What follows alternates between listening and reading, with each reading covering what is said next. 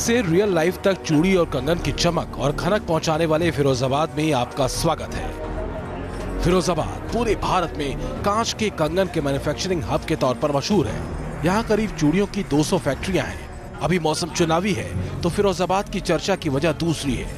फिरोजाबाद इस चुनाव में चाचा भतीजे की लड़ाई का गवाह बनेगा। फिरोजाबाद इस बार सैफई के यादव परिवार के महाभारत का कुरुक्षेत्र है।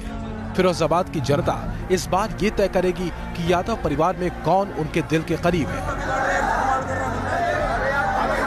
जनता की नजर में यादव परिवार की सियासी विरासत का असली हकदार कौन है। वोटरों के इसी मूड को समझने के लिए न्यूज नेशन की टीम फिरोजाबाद पहुंची। फिरोजाबाद जिसे सुहाग का शहर भी कहते हैं, यहाँ की कांच इंडस्ट्री देश और दुनिया भर में मशहूर है और इस उद्योग से लाखों लोग जुड़े हुए हैं। दूसरी तरफ खेत खलिहान और किसान है जिससे लोगों की जीविका चलती है।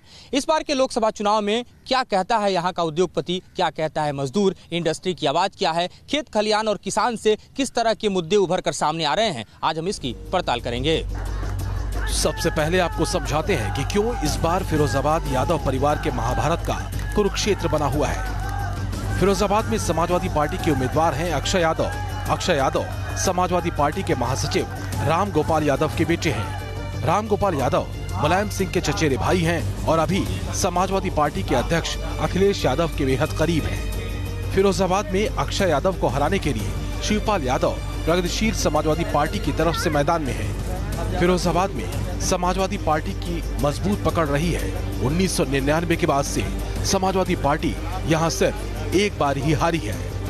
2009 में यहाँ से अखिलेश यादव भी जीते थे और 2014 में ये सीट सैफई परिवार के ही अक्षय यादव के पास चली गई। अक्षय यादव को फिर एक बार जीत का भरोसा है। अक्षय जी, क्या जोर दिखाई दे रहा है? हम लोग सिक्कोहाबाद के बाजार में इस समय वोट मांग रहे हैं और यहाँ पे भारी हजूम जो साथ में चल रहा है, इससे लगता है कि गठबंधन इस बार पूरी तरीके से प्रदेश के अंदर जीतेगी। किस तरह से आपको लगता है ये चुनाव जो है वो आपके कामकाज का एक तरह से इम्तिहान होगा या किस्मत का इम्तिहान होगा? जो चुनाव है ये विकास के नाम पर इस बार वोट डालेगा।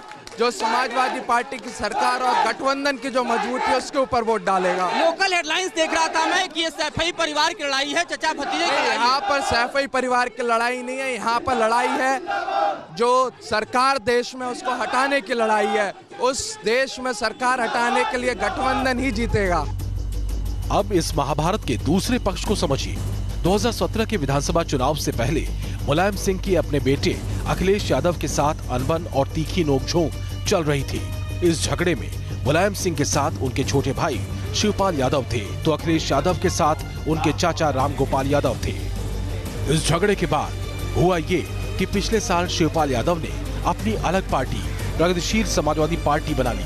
अब शिवपाल यादव राम गोपाल यादव के बेटे को फिरोजाबाद में हराकर राम गोपाल यादव से अपना हिसाब चुकता करना चाहते हैं। हालांकि यहाँ से चुनाव लड़ने पर उनका तर्क कुछ अलग है। यहाँ के लोगों ने हमारे पास प्रस्ताव भिजवाया। 3 महीना पहले मुझे नहीं पता था कि हम यहाँ से चुनाव लड़ेंगे। यहाँ पर जब जनता ने 2 बार प्रस्ताव भेजा, एक बार बहुत बड़ी रैली करी, लाखों लोग थे, पूरा मैदान भरा था।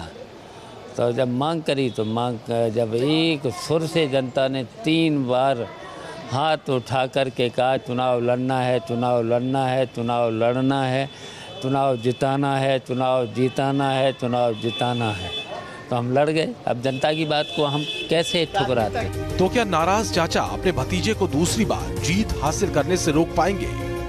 चाचा भतीजे के बीच में एक दूसरे को पराजित करने का जो प्रयास चल रहा है, उसी कड़ी में शिवपाल जी ने राष्ट्रीय अध्यक्ष होने के बावजूद फिरोजाबाद से अपनी दावेदारी प्रस्तुत की। अब भतीजे अक्षय यादव जी पूर्व से ही चूँकि सांसद थे, इसलिए वो अपने कदम पीछे नहीं खींच पाए और इसमें दोनों उसी YM यादव मुस्लिम मतदाता को अपने पक्ष में करने की जुगत में पूरे फिरोजाबाद में एड़ी चोटी का जोर लगा रहे हैं। 90 के दशक में फिरोजाबाद सीट लगातार 3 बार बीजेपी ने जीती थी, लेकिन उसके बाद बीजेपी यहां वापसी नहीं कर पाई। 2014 के लोकसभा चुनाव में बीजेपी के कैंडिडेट फिरोजाबाद से करीब 1 लाख वोटों से हार गए थे। हालांकि 2017 में हुए विधानसभा चुनावों में फिरोजाबाद लोकसभा सीट की 5 विधानसभा सीटों में से 4 बीजेपी ने जीती और एसपी के खाते में सिर्फ 1 सीट आई थी। इस लिहाज से बीजेपी की उम्मीदें प्रबल हैं। इस बार बीजेपी ने डॉक्टर चंद्रसेन जादौन को मौका दिया है, तो क्या चाचा भतीजे की लड़ाई में बीजेपी फायदा उठा पाएगी? चुनाव आपके यहाँ हो रहा है, लेकिन लोग कह रहे हैं कि यहाँ तो लड़ाई चचा भतीजा के बीच में है और इस बीच बीजेपी भी आ गई है, तो मुकाबला आमने सामने परिवार में ही है कि त्रिकोणीय दिखाई दे रहा है? नहीं सर, ऐसा है, हम तो वैसे तो बीजेपी के हैं, लेकिन हम शिवपाल यादव जी को सपोर्ट करेंगे और उन्हीं को ही हम वोट। चचा के साथ हैं, आप किसके साथ हैं जी? हम भी चाचा के साथ हैं। आप भी चचा के साथ हैं? आप बताइए। एक ही बात है सब। नहीं, एक ही बात नहीं। अरे हम कह रहे हैं एक ही बात है। अरे ये भतीजा हूँ चाचा। अच्छा, वो भतीजा चाचा। हाँ, तो फिर एक ही बात है। चलिए आप बताओ भाई। चचा को वोट दोगे। आप किसको दोगे? साइकिल में भतीजा के लिए आ गए। क्या मुद्दा है आपके यहाँ चुनाव में? मोदी का मुद्दा है। क्या मुद्दा है जी? मोदी का मुद्दा है। जरा इनसे भी पूछते हैं, मुद्दा क्या है चुनाव में? बीजेपी। क्यों बीजेपी मुद्दे में है? क्योंकि यहाँ तो लड़ाई जो है वो हमेशा चचा भतीजे की दिखाई दे रही थी। हमें तो बीजेपी के। हाँ, बीजेपी के। हाँ जी, आप बताइए। यहाँ लड़ाई जो है बीजेपी की और उसकी है, चाबी की। हाँ, साइकिल की कोई लड़ाई नहीं है। साइकिल बाहर है रेस। बाहर से बाहर। वोट का डिवाइडेशन होना बीजेपी की जीत है। तो आप कह रहे हो साइकिल जीतेगा, यहाँ कह रहे हैं बीजेपी जीतेगा? नहीं, हम तो बीजेपी कह रहे हैं जीतेगा। हाँ, तो ये कैसे पलट गया यहाँ का गणित? यहाँ तो मैसम की पलट तो वो नहीं बता पाएंगे आपको कि वोट का डिवाइडेशन होना, Yadav plus Mohammedan and Jatav, डिवाइडेशन होना बीजेपी की जीत है। हाँ, तो यहाँ पे बघेल भी हैं और सी कौमें हैं, तो उसे दाव से बात कर रहे हैं, उनका गढ़ ज्यादा है, तो हो सकता है कि कोई परेशानी बने साइकिल। तो आपको ये लग रहा है कि परिवार की जो लड़ाई है उसका नुकसान इस परिवार को मिलने जा रहा है और आराम से यहाँ कमल खिल जाएगा? हो सकता है। भाई आप बताइए, आप कुछ कमल यहाँ टक्कर से काफी बाहर है। काफी बाहर है। चाचा जीतेंगे यहाँ से, शिवपाल सिंह। भतीजे के लिए कोई जगह नहीं? कोई मतलब भतीजे की जमानत जब्त होनी है और बीजेपी की जमानत जब्त होनी है, ये गारंटी का दावा है।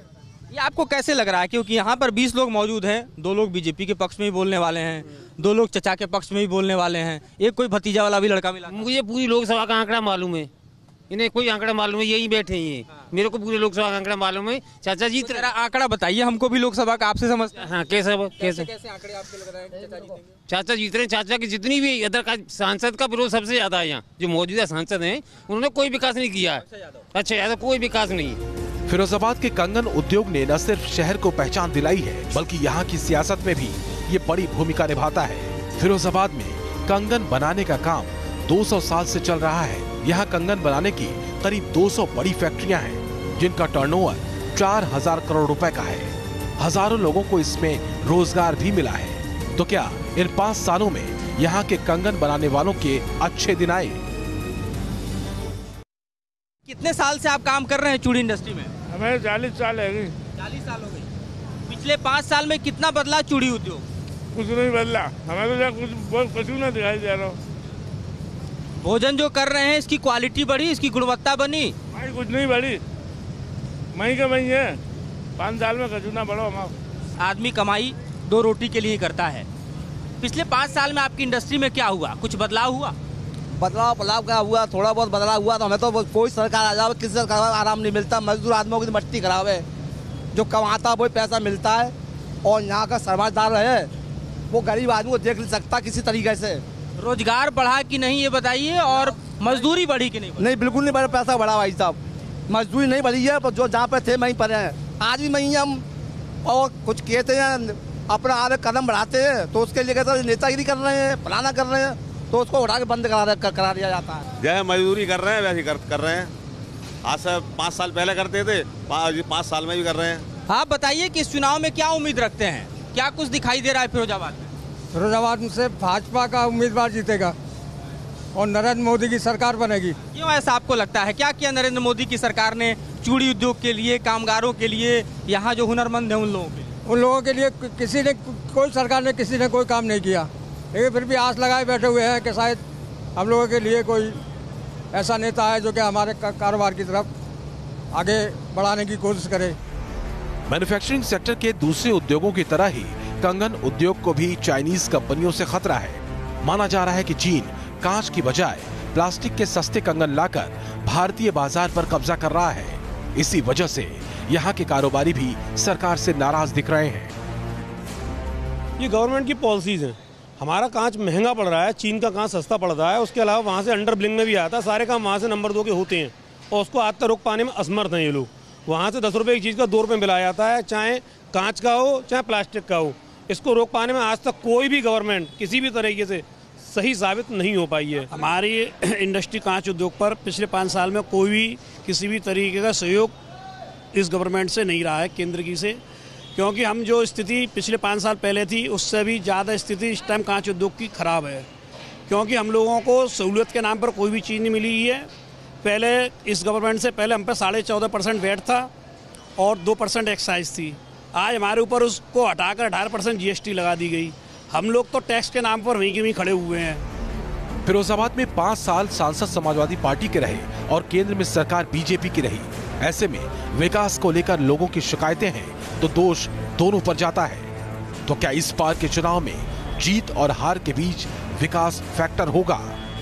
विकास का तो केवल नाम है और चुनाव देश की सत्ता का ये संग्राम है, लेकिन इसमें जाति का ही सबसे ऊपर चल रहा है नाम। जातिगत आंकड़ों को ऊपर रखकर उन्हीं को फोकस करके और उन्हीं पर ये लड़ाई लड़ी जा रही है। फिरोजाबाद में यादव वोटर की तादाद ज्यादा है। इस लोकसभा क्षेत्र में 17,40,000 कुल वोटर हैं, जिनमें से यादव 4,31,000, 2,10,000 जाटव, 1,65,000 ठाकुर, 1,47,000 ब्राह्मण, 1,56,000 मुस्लिम और 1,21,000 लोधी मतदाता हैं। फिरोजाबाद में जीत और हार में किसानों की भूमिका भी अहम होगी। तो क्या कहते हैं फिरोजाबाद के किसान?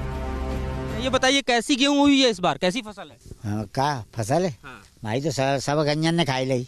अच्छा। हाँ तो लई है भाई, गंजन ने खाई ली फसल है। अच्छा। हाँ, गेहूं पे कचूना तो एक तो दूसरे मजदूरी कर रहा था। तो क्यों ऐसा हुआ कि गेहूं जो है वो गैया खा गई? क्या उस पर कोई कंट्रोल नहीं है, कोई व्यवस्था? होगी नहीं करवाया था, ये गन्या चढ़ा, पहले का गन्या थी ना ही। जाहिर है किसानों में नाराजगी तो है। इससे ये पता चलता है कि इस बार फिरोजाबाद में महागठबंधन के उम्मीदवार अक्षय यादव के लिए राह आसान नहीं है। फिरोजाबाद में तीसरे चरण में वोटिंग होगी और 23 मई को नतीजे आने पर यह तय होगा कि सैफई के यादव परिवार के महाभारत में विजयश्री किसको मिली। फिरोजाबाद से मधुरेंद्र कुमार के साथ टी न्यूज़ नेशन।